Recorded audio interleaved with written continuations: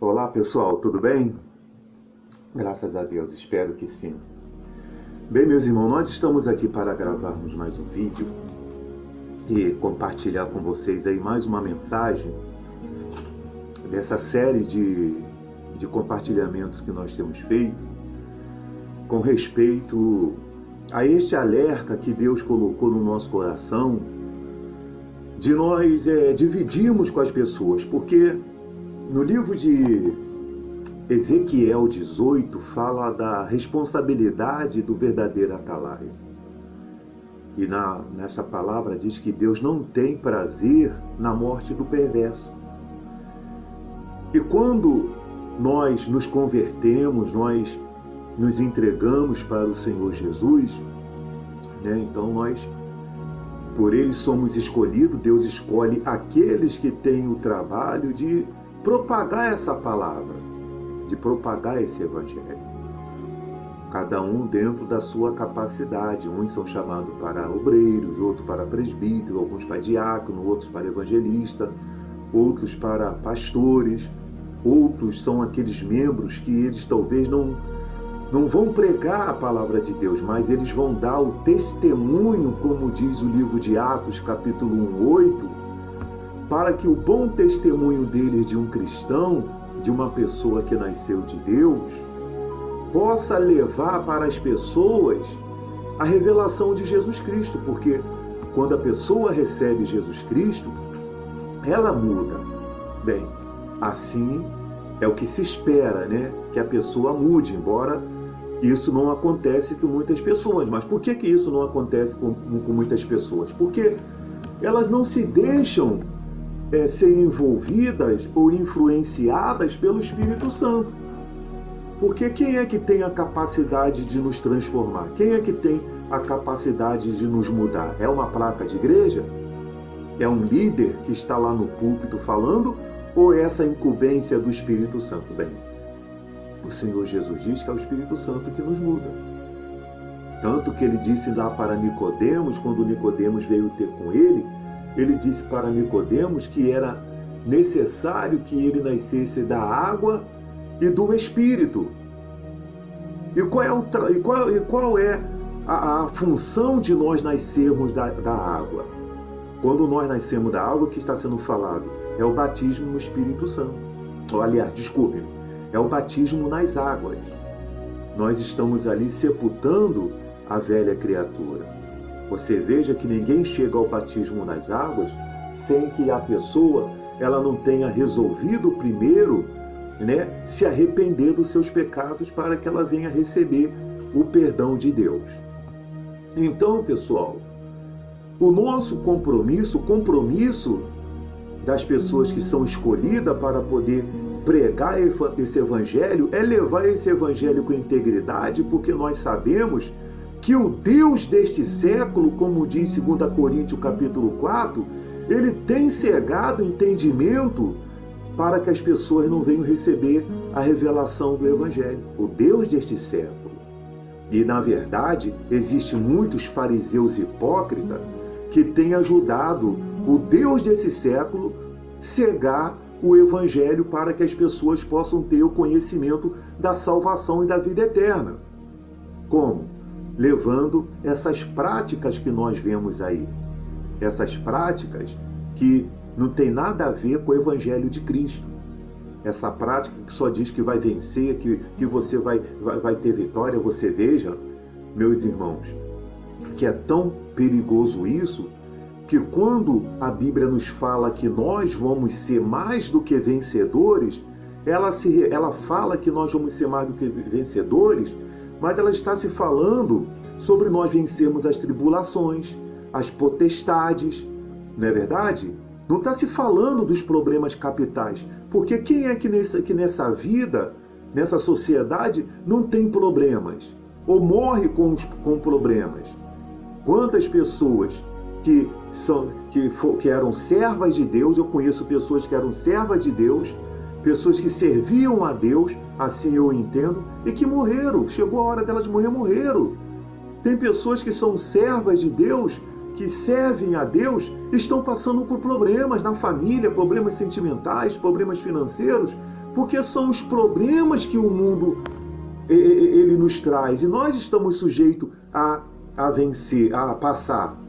Mas nós nos tornamos mais do que vencedores, meus irmãos, quando nós permanecemos na fé, quando nós permanecemos olhando para o Senhor Jesus. Eu estava até nesta madrugada, era por volta de 1 e pouco, quase 2 horas da manhã, com esse mesmo fone que você está me ouvindo no ouvido, eu estava ouvindo a pregação de um irmão e ele estava falando sobre, as tribulações desta vida, sobre as lutas dessa vida, o que nós estamos sujeitos a passar como servo de Deus, mas o que nos cabe é resistir, é nós permanecer firmes e inabaláveis. Por isso que ele diz que nós devemos tomar toda a armadura de Deus no livro de Efésios, capítulo 6, para que possamos resistir aos dias maus, porque a nossa luta não é contra a carne e o sangue. Pois bem, meus irmãos, no último vídeo que nós pregamos, aí conversamos com vocês, nós falamos sobre o livro de Apocalipse, capítulo 20, do versículo 10 em diante, que fala sobre o juízo de Deus. Que quando ele abre o livro, vão se apresentar ali grandes, pequenos, o mar vai dar conta dos seus mortos, o além vai dar conta dos seus mortos, e todos vão estar diante daquele trono para que eles possam ser julgados. E como que nós nos livramos de estar nesse dia do julgamento? Quando nós aceitamos a proposta de Jesus, quando nós aceitamos a Jesus como nosso único e suficiente Salvador, quando nós fazemos aquilo que eu falei lá atrás, que ele disse para Nicodemos, que é nascer da água, que é o batismo nas águas, é eu sepultar a velha criatura, é eu tomar a decisão de eu sepultar a velha criatura. Eu não quero mais ser este tipo de pessoas, eu quero mudar, e depois nós buscarmos a pessoa buscar o batismo com o Espírito Santo.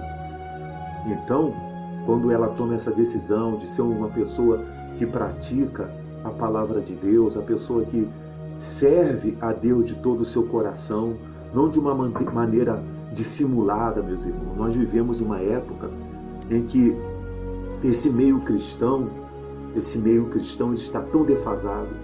É triste nós acordarmos e ouvirmos a notícia de que existe pastor assassino, existe crente caloteiro, existe evangélico enganador, e ontem nós acordamos com a notícia de um pastor traficante. É triste nós ouvirmos essas coisas, porque o que se espera do altar de Deus? Se espera uma mensagem que salva, se espera atitudes que venham revelar Jesus Cristo, e nós acabamos vendo essas situações. Eu falo para você, meus irmãos, que quando eu era pastor de uma igreja aqui no Rio de Janeiro, e quando eu saía para evangelizar em muitas comunidades, aqueles rapazes que estavam ali no meio daquela vida, como eles nos recebiam bem, como eles nos recebiam com respeito, com temor, para ouvir a palavra de Deus. Às vezes eu chegava em alguns campinhos, eles estavam até lá no meio das suas coisas, mas eles paravam, queriam ouvir. Não, pastor, vem cá, sim, senhor, o que o senhor quer falar? Aceitava nossas orações, aceitava que nós orássemos a Deus. Isso é a prova de que Deus, Ele quer salvar essas pessoas e que essas pessoas têm sede. Eu me lembro que eu fui evangelizar um rapaz em cima de uma comunidade.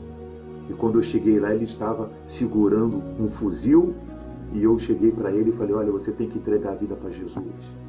Ele abaixou a cabeça, começou a chorar ali naquela vida. Nós temos que orar, pessoal.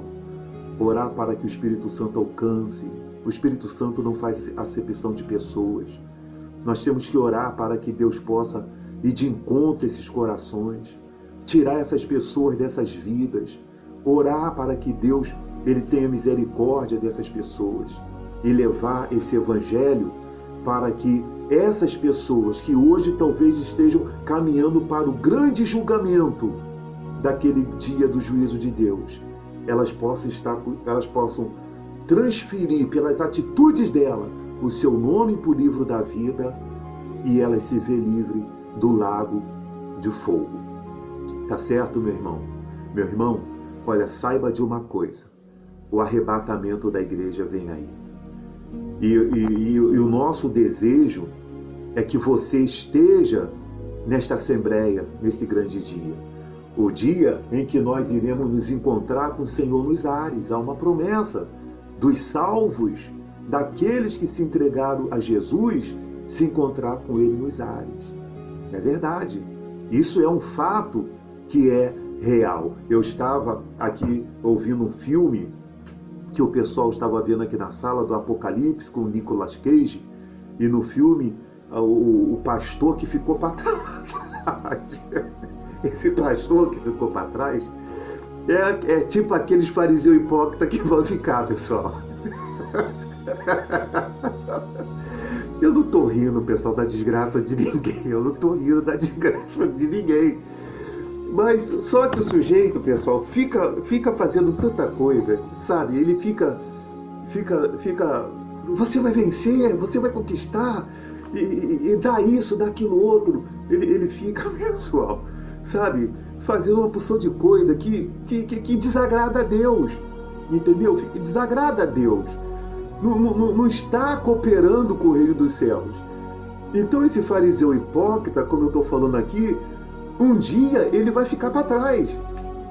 Um dia ele vai olhar para o céu e vai ver o membro dele sentado lá no seio de Abraão e ele queimando no fogo do inferno. Por quê?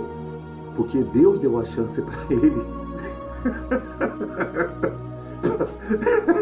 Para ele se arrepender. Eu não estou rindo da desgraça de ninguém, meu irmão. Eu não quero que você vá para esse lago de fogo. Eu não quero que você fique para trás.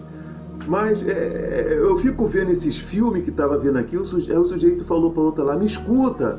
A outra falou lá, a outra falou para ele assim, é um filme, eu sei que é um filme, mas tem um pouco de realidade. A outra falou para ele assim, mas se você não se escutava, como é que você quer que eu te escuto? Né? E na verdade é essa. Porque muitas dessas pessoas pegam essa palavra aqui e ao invés de eles pregar o Evangelho de Cristo, eles têm pregado o Evangelho que vai alimentar sua ambição, sua arrogância, o seu ego, que vai alimentar o pessoal, os seus orgulhos, suas cobiças. E o Evangelho de Cristo, meu irmão, é para revelar o reino dos céus àqueles que estão perdidos. Aqueles que estão perdidos, aqueles que têm sede e fome de justiça. Mas a sede e fome de justiça que eu estou falando é de ter a salvação da alma. É de ter a salvação da sua alma. O meu prazer, pessoal, eu digo para você de todo o meu coração. Eu digo aqui para você, olhando para você de todo o meu coração. Eu tenho tanta certeza da minha salvação.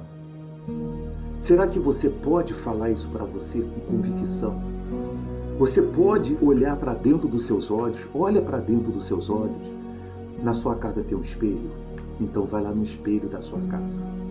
Vai lá no espelho. Você usa o teu espelho para ver o seu cabelo, para você ver sua pele, tem um caroço ali, tem uma espinha ali, e está assim, ele está crescendo aqui, está emagrecendo ali. Agora, faz uma coisa agora. Vai no espelho da sua casa e olha dentro dos teus olhos. E faz uma pergunta para você. Qual a pergunta, Joel? Você tem certeza da sua salvação?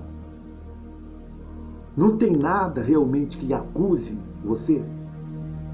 Não tem nada lá no fundo que possa dizer para você assim, cuidado. Eu me lembro que quando eu era pequeno, minha mãe cantava uma canção, parece uma musiquinha, minha mãe vivia cantando dentro de casa. Cuidado com ele, cuidado, irmão. Quando vê que ele vem, ajoelha no chão, né? Que está falando do diabo. Quando o diabo vem, né? Dobra o joelho. Meu irmão, será que você pode olhar nos seus olhos e dizer para você, é sério, se você tem certeza absoluta da sua salvação? Porque se eu não tiver certeza da minha salvação, se eu estiver aqui gravando esse vídeo para você e eu não tiver certeza da minha salvação, eu sou o pior fariseu hipócrita que possa existir. porque eu estou falando de uma coisa que eu não creio e de uma coisa que eu não zelo por ela. Então eu tenho certeza da minha salvação. Se a trombeta soar aí agora, meu irmão, olha, esse corpo aqui vai com tanta velocidade. Esse corpo aqui vai com tanta velocidade para o reino dos céus, porque eu digo para você, é algo que eu sonho com o arrebatamento da igreja. Eu acordo pensando em arrebatamento da igreja. Eu passo o dia pensando em arrebatamento da igreja. Eu vou dormir e oro falando sobre arrebatamento da igreja. Os meus vídeos que eu prego, eu falo sobre arrebatamento da igreja, porque eu creio, essa é a minha esperança. A minha esperança é ser o meu maior prêmio que eu vou receber do meu Pai, do meu Deus, do meu Pai que me ama. Ele me amou e disse assim, eu quero que você more comigo, eu não vou jogar essa oportunidade fora. O diabo vai tentar, meu irmão, fazer de tudo, ele vai usar pessoas, ele vai fazer de tudo, ele vai ser oponente, ele vai tentar trazer no meu coração revoltas contra Deus, fazendo coisas acontecer negativas, fazendo coisas dar errado para que eu possa criar negativas contra Deus, dizer, Senhor, o Senhor não é comigo, isso é mentira, isso é conversa fiada. Não, meu irmão, eu creio, nada poderá me separar do amor de Deus que está em Cristo Jesus. Tudo nesse mundo é miséria diante do que Deus tem para nos dar na glória, meu irmão. Tudo nesse mundo é miséria diante do que Deus tem para nos dar na glória. Então vamos valorizar isso. Vamos botar o joelho no chão, vamos orar. Qual é a situação? Qual é a adversidade que você está vivendo agora? Agora. Vamos orar. É orando que vai chegar lá. Às vezes da revolta, às vezes da vontade de chutar o pau da barraca. Claro que dá, meu irmão. Claro que dá, porque nós somos seres humanos, nós somos feitos de carne e de osso. Mas nós não podemos dar lugar para o diabo. Nós não podemos dar lugar para o diabo, para a nossa carne. Temos que nos manter em espírito, para que nós possamos vencer o mal. Combata o mal com o bem e creia no Espírito Santo. Creia que Ele está com vocês. Tá certo? Para que no dia do juízo de Deus, você não esteja lá diante dele. Não esteja lá e ele lendo lá os seus pecados, as coisas que você fez. Mas você já esteja no livro da vida, salvo. Tá certo? No próximo vídeo, nós vamos falar o novo céu e a nova terra. O novo céu e a nova terra. Deixa eu falar uma coisa aqui, pessoal. O fariseu hipócrita. Depois que eu falar do novo céu e da nova terra, eu queria dar um recado para você já se preparando. Fala para os seus amigos, fala para eles. Eu vou falar de Mateus 23. Eu vou falar de Mateus 23. Aí vocês vão ver só o que é bom para tosse. Vou falar dentro da Bíblia o que é Mateus 23. Se não for para vocês, deixa passar. Mas eu vou falar de Mateus 23. Tá certo? Que Deus abençoe a todos vocês. E prezado irmão, nos vemos lá no arrebatamento. Eu não te conheço, tá bom? Pessoalmente eu não te conheço, você também não me conhece, mas a gente se encontra lá, a gente cruza lá no novo céu, na nova terra. Você com as suas vestiduras brancas e no corpo incorruptível, eu também. A gente vai passar, vai piscar um olho pro outro, tá bom? A gente se encontra lá. Que Deus abençoe, até o próximo vídeo.